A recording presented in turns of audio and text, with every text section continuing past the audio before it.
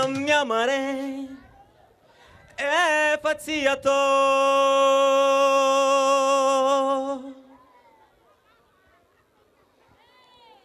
ambaraza ho ino marana ataoko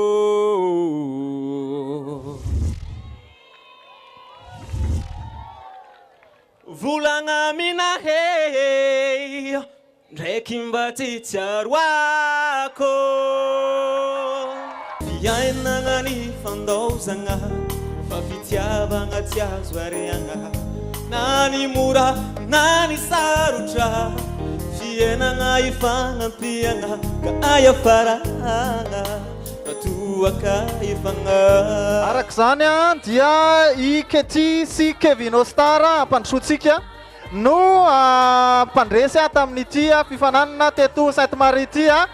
tiafatsika mafy be ry zareo